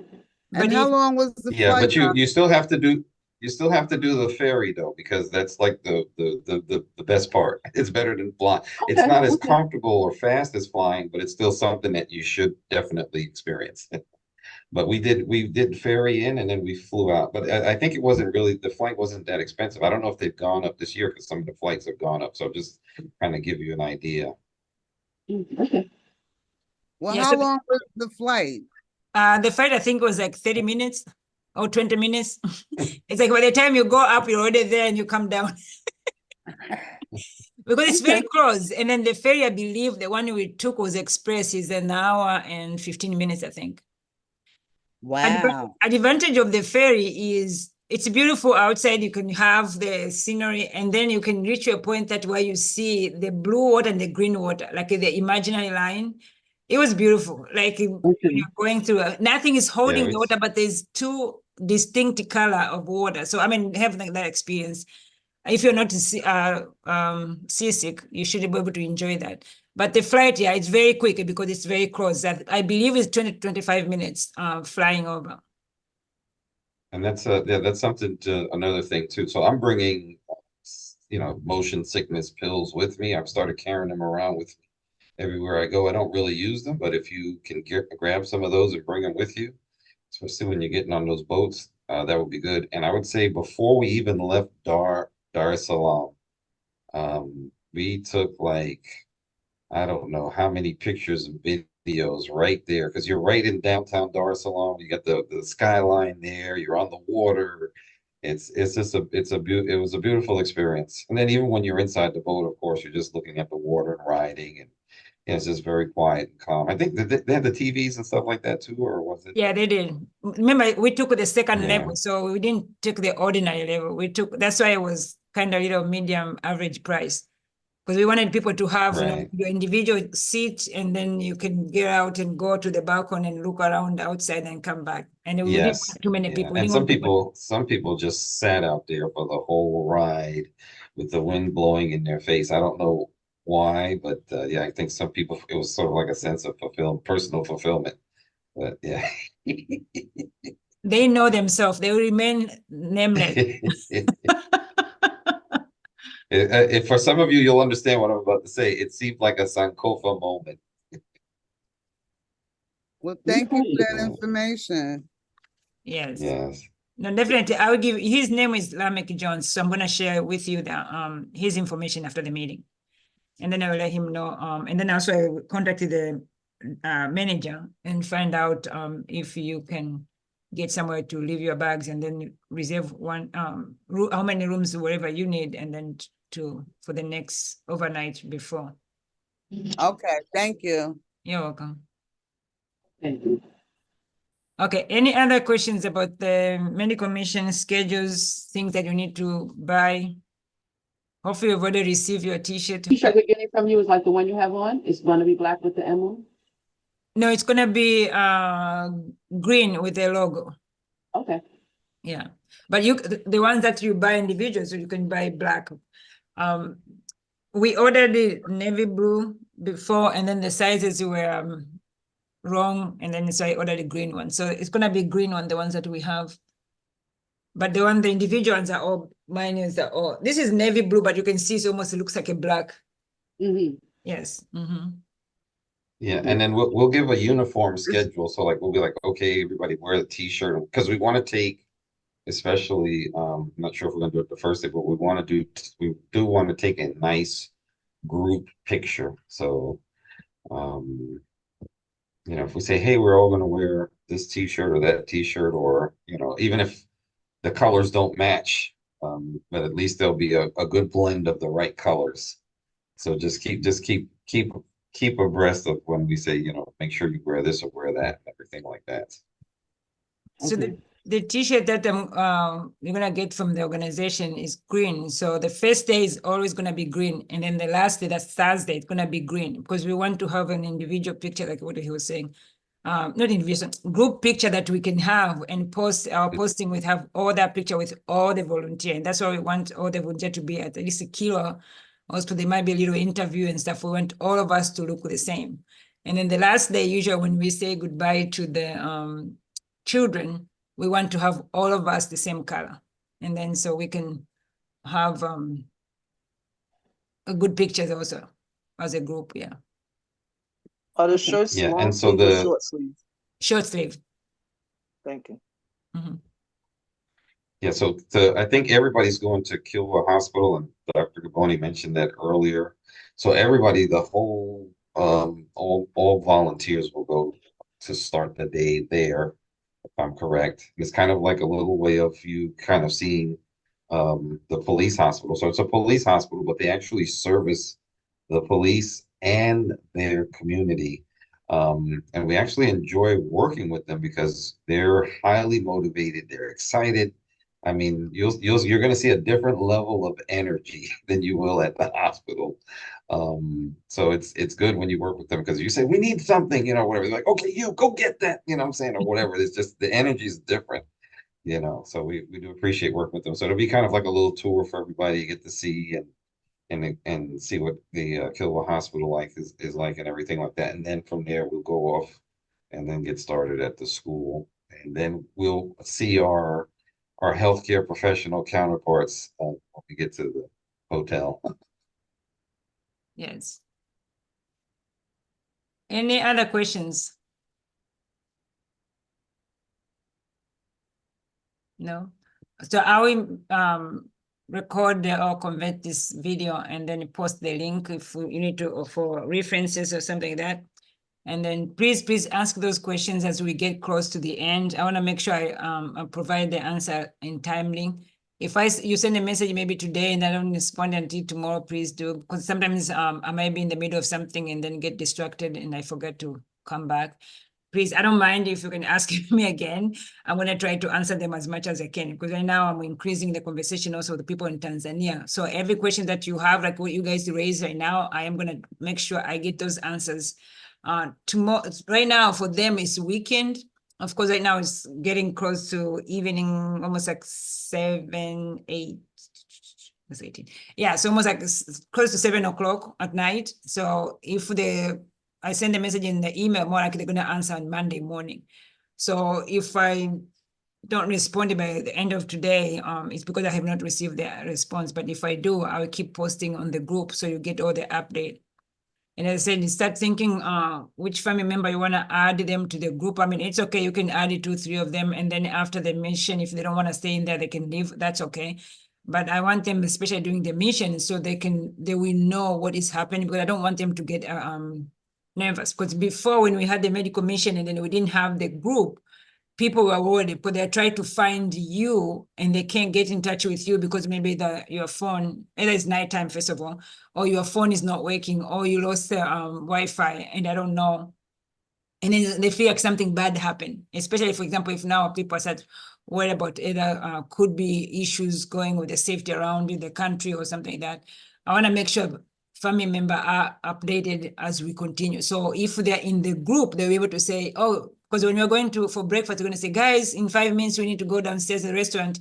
So they know, okay, people are waking up to go to, oh, guys, good night. Tomorrow we're going to do A, B, C, D. So you know it's nighttime. So even if they call you or text you in the next 3 hours, you are sleeping, they know you are sleeping versus they think, like, okay, we can't find them. Because remember, they're going to be daytime. We're almost towards the end of the day. They're going to get in the evening. We're already sleeping. So if they come from work and start texting you, they might think something happened to you, but you are sleeping. You have no idea. And then, so they're worried about the next 8 hours for nothing. And we don't want to do that. So if they're in the group, even if at least one family member is in the group so they can update everybody else, that's fine. So if you're going to school, then they will see us posting the videos like, oh yeah, guys, you're going to school. So they can see you going to school or going to the hospital. At least they'll be informed.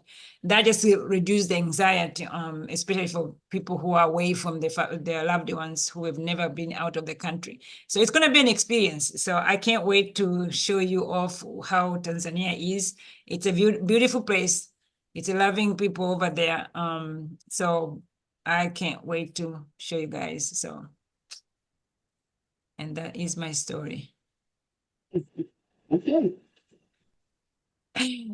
Okay, I'm gonna give you back your Saturday, and again, thank you very much. You continue sending update in the group, and then the next meeting is on September 9th, I believe. Oh no, September 7th.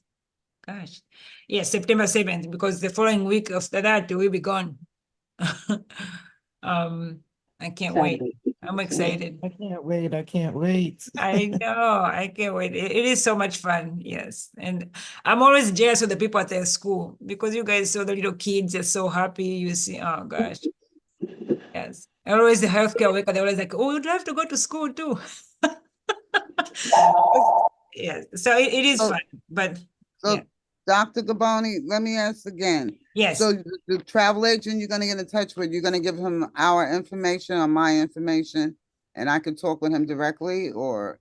Yes, I'm going to give you I'm going to talk to him first, and then I give you his information.